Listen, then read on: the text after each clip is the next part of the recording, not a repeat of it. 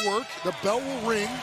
What a fight, what? Chad Shepard. You got blood everywhere. Oh, look at that nose. That nose is destroyed. Bone-to-bone clashes, tap-outs seen far too late, and other moments that professional fighters wish they could instantly take back. Today, we are breaking down and reacting to all of the gnarly scenes and unexpected injuries from UFC. Let's dive right in. Body. Oh, nice. He checked it. No. He hurt himself. He hurt his leg. He broke his leg. Oh! Anderson Silva snaps his tib fib on Chris's shin. Tib fib fractures, very painful, meaning that you have a fracture through your tibia as well as the fibula. The tibia is the big bone that you actually put all your weight on when you actually walk. Brown accidentally poked Mitrione in the eye several times and landed a pretty good punch to that same eye in the third round. Eye poke would be any foreign body hitting the globe or the eye itself. As a result, poor Matt looked like this after the match. That ends up being a big nasty hematoma. Old school wise, would they like cut somebody open? I do not suggest that. It's going to be a bloody mess. You will form a hematoma underneath that, which is a big blood clot, but the body will reabsorb it. Broken orbital floor. This and the shoulder happened after the second eye poke. I don't think they would have happened. We don't have any x-rays. We don't know exactly where things happen. We have to take his word for it that he has an orbital floor fracture, which then means that's the superior wall of your maxillary sinus. That means there's a potential of air connection, so you have to be really careful if you have a sneeze. Feels like Alistair won the first 3 rounds of the fight. 2 jaw hits, and then loses balance, goes to the ground. Getting your bell rung, so a little off balance, get a little dizzy, you can definitely drop. Didn't seem like a big, massive hit, but these guys are huge, and they pack a big punch. Finally fly, man. Oh, right to the right side of the jaw. I mean, in slow-mo, it looked quite powerful. Yeah, I thought he had a big, nasty lip laceration. So these are really ugly to start out with, but can be repaired pretty easily, actually. It will bleed a ton. Definitely some major blood vessels that sit right there. Definitely even some arteries. How did this laceration occur? He probably got so much trauma to that area, and then your own teeth rub against it and cause the laceration. The biggest thing you got to deal with these is the vermilion border, where your lip hits your regular tissue, and you need to put it back perfectly together, because if you do not, our eyes are able to see that pattern, and if it's off, you'll be able to see it. Take the power out of a guy's hand, you take out his leg, and Marcelo's actually turning around. These UFC injuries are intense. If you need to unwind or find some calm after all that excitement, definitely check out my occasional stress support supplement called Chillax. It helps you relax. To work, the bell will ring. What a fight, what? Chad Shepard. You got blood everywhere. Oh, look at that nose. That nose is destroyed. His nose is completely crooked right now. Yeah, his nose is crooked. I'd, in that situation, literally grab it and pull it back to midline. A lot of nasal fractures that come to the emergency department are not displaced this great. He has an absolutely broken nose. Dr. Jellen will come in and take a look at it. That might be enough. If it's flat, that might be enough. Yeah. Oh, yeah. Oh, yeah. That's definitely nice and broken. Wow. Displaced all the way to the right. Grab that thing. If you want to actually move a tiny bit more to the right, lift up and over. That's how you get it up and over the bone fragments that are probably there. That might be it. Yeah, they're going to call it. That nose is crooked. Look how displaced that is. And then obviously there's that laceration to the bridge of the nose. This is something called an open fracture. Definitely needs to be taken care of sooner than later. Washed out, cleaned really, really well. And you're definitely going to obviously sew that back together.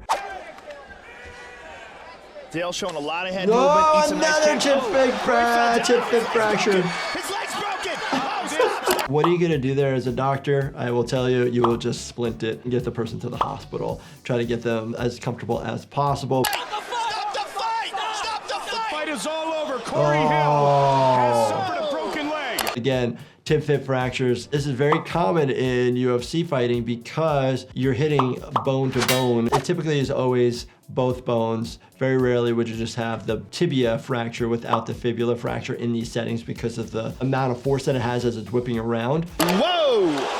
Oh, man! Oh, man!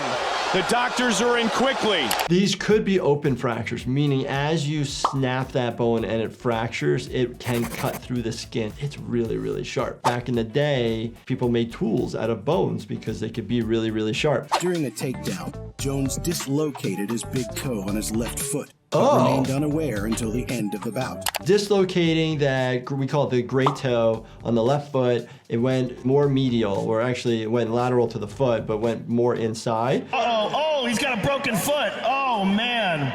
Wow. John Jones has a broken foot, ladies and gentlemen, and it's pretty bad, and he just realized it. It's bleeding because a lot of times dislocations can actually cause a tear of the skin, and it's an open dislocation. Sometimes they are such a pain to put back together. Part of the bone is actually sticking out of the skin.